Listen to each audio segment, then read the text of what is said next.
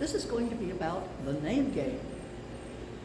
One of the very most important skills your dog should have is recognition of their name and a reliable response every time they hear it, even when something else is very, very interesting to them.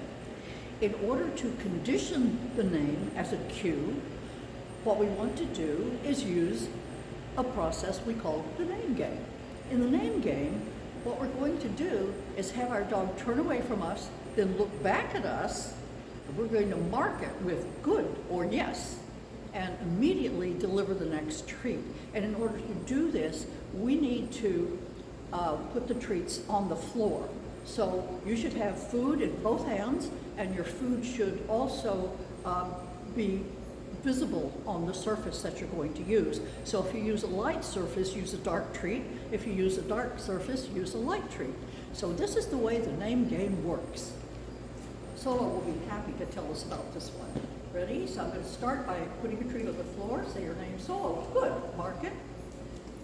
Solo. Good. That's a marker. Solo. Good. Mark it. Solo. Good.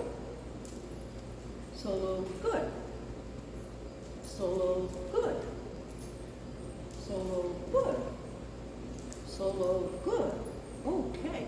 All done for that time. Now, if you have a very small dog, it's much easier to do this while sitting in a chair.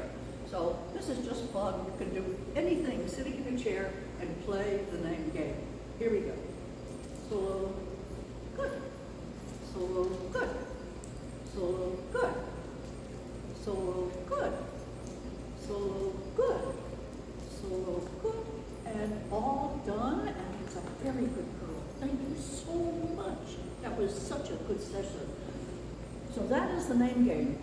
You should use at least 10 treats per session and maybe do 2 to 3 sessions every day. So before long, even from a distance and with distractions, when your dog hears their name, they look back at you. And that means you're able to give them more information. You might ask them to come or lie down or sit in place. You could be doing anything. But the first thing they need to recognize clearly and respond to is their name. So thank you, and please play